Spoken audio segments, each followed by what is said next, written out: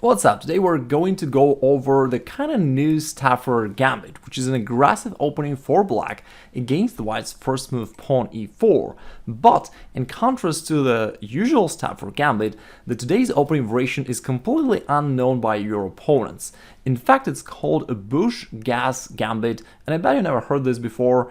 I didn't, I figured it out just recently that after these first common moves, instead of playing knight c6 as expected, all of a sudden you can play bishop c5 gambiting the central pawn on e5.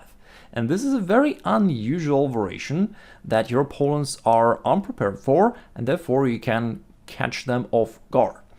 Now, definitely the first question is, what if they don't take the pawn? What if they refuse the gambit? Well, why wouldn't they? There is a free pawn and normally they should take it, right? It reminds me of the story of a scientist, Perelman, who solved a math problem of the century and was awarded a prize of $1 million, but refused to arrive at the ceremony and pick it up. So yeah, white can choose to do so, but why not to take the pawn? It's tax-free, so why they should take it. Now, after that, you respond with knight c6, attacking the knight here. So the easiest solution for white here would be to take here on c6, black recaptures. And here we're getting a position which is very similar to the Stafford Gambit. In case you aren't familiar, in the Stafford Gambit, instead of the bishop over here, black has their knight on f6. But overall, that doesn't change the position too much, right? The overall things remain to be the same. But the great advantage of this particular system, this Busch-Gass Gambit, is that your opponents aren't ready. So the Stafford Gambit used to be very effective a couple of years ago when it could be a surprise for your opponents, but not anymore because nowadays it's more of a common opening and usually white players know how to react. But this stuff can really catch white off guard. Now, in this case, I've just checked in the database that usually, funnily enough, they go wrong right out of the gate. In this position, they play bishop c4, which is the most played move by white and which is already a bad mistake for a number of reasons. First of all, you've got this tactics. Bishop takes f2, forcing the king to move, followed by queen to d4, double attack to the king and the bishop, thus you're gonna get your piece back and get a pawn and expose the white's king. But we aren't gonna let white to get away that easily. We have an even more evil plan in mind. Instead of that, which is already pretty good for black, we can play knight f6, attacking this pawn, which starts the forcing variation quite favorable to black. White is going to play pawn d3 to defend it. Now knight comes to g4. Together with the bishop, we're hitting this pawn on f2. Therefore, white naturally castles at this point. And after they do so, you play queen h4 and it's game over. All of a sudden, it's just the 7th move and white is defenseless. You're attacking these two squares just way too strong and white cannot defend it. So the major threat is queen takes h2 checkmate. White would have to counter it by playing pawn h3, but now knight takes f2 and the white's position is destroyed. Notice that there is a bishop over there that supports the attack, and right now we're also attacking the queen. Now white has a nice choice between 3 different checkmates that they may choose to, opt for. They may pick one or the other one. If they choose to move the queen, then after knight takes h3, it's a discovered check and a double check. A lot of checks here, really. The king definitely has to move, and now you may move your knight anywhere. And after you move it, let's say somewhere here, this is gonna be a checkmate very soon. So that's not the way for white to defend it. Let's play a couple moves back.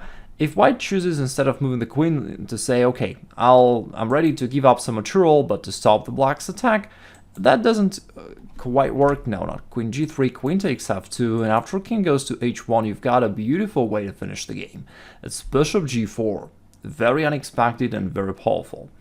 And again, white has a choice. If they take with a pawn, there is a checkmate that we already know. Queen h4, checkmate. This diagonal is controlled by the bishop, therefore it is actually indeed a checkmate. Instead, if white chooses to capture it with a queen, then the checkmate is less spectacular, but equally effective. Queen g1. Alright, let's go over this gambit once again. White accepts the pawn sacrifice over here. You play knight c6, attacking the white's knight, therefore they trade here on c6. And of course there could be some different moves that white may choose to play instead of the moves we're analyzing. I'll link another video of mine where I analyze the Petrov defense, the Stafford Gambit, and similar related positions where you may see some additional ideas for black. But right now, let's stick to the main move of white, most played move, bishop to c4. After that, as we know, we go knight f6, and we just discussed that pawn d3 loses to the forcing variation starting from knight to g4. But lots of your opponents will, instead of playing pawn d3, instead they'll castle immediately. They'll notice that in fact you probably don't want to take there, because then they'll play rook e1 or bring their queen or rook there and will take advantage of the pin. And you really don't want to take the pawn, because instead you keep pushing the same attacking plan. Therefore you still go knight to g4 with all the same intent of playing queen h4 on the next move and win the game in a similar way. Now at this point I expect two things to happen. Okay, so guys, don't disappoint me. The first thing I expect to happen is that somebody should write in comments that the whole thing does not work because there is a move that I didn't cover, which is pawn to h3, which forces the knight to go back, and the whole thing doesn't work. So that's the first thing. And the second thing that I'm hoping for is that somebody will respond to that comment and will say why it is not the case. Now, let's leave those guys aside and just stick to our main video. So there is a move queen f3 that most of your opponents will play. Looks really good. Brings the queen closer so that it can, defend the white's king side, but in addition to that, it creates this checkmating threat, queen takes f7. Therefore, it looks like black is forced to do something against that. But, strangely enough, we do nothing, and we just continue with our plan. We play queen h4 despite of all the threats that white tried to impose on you, and it looks weird, because yeah, we allow this queen takes f7, it looks very dangerous, but it turns out that it's just a single check, and it not only doesn't help white, but on the next move, after the checks are over, white now has to address this threat, so h3 will be played. Not only white cannot attack here, but it actually gives black an additional attacking opportunity with the move rook to f8. So we could now bring the rook into the attack with a tempo, taking advantage of this queen. Now, first of all, the rook is defended, therefore white cannot capture it. And the queen is still attacked, right? Therefore, the queen will have to do something. For example, queen takes g7, it's actually the only move. And after that, there's just rook takes f2, and it's game over for white.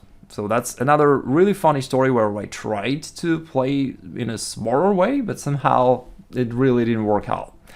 Now, taking here on f2 will lead to a very simple checkmate, pretty obvious, queen g1, just checkmate. I mean, you greatly outnumber white in their defense. So you have too many attackers, so it's just natural that you could win easily. But here's the question. Let's revert a couple moves. At this point, you may worry about the white giving some checks here to your king. And let's explore that really. White indeed can play one check. The king will go. And after that, the only check that white can give here is queen g7. And again, at first it may seem that maybe white has a perpetual check or black is in trouble, but there is a solution to this. It's the move rook to f7. Notice that it's a discovered check to the king. All right, so to put things simple, you end white checks with a counter check, and now there are no more checks anymore. So the king has to move, and after that you simply win the queen. Game over. And at this point, we'd love to encourage you either to click the link over there and subscribe to the channel, or to click the link over there and, watch the other video where I analyze some additional ideas in the Stafford and Petrov defense. So either way, enjoy your day.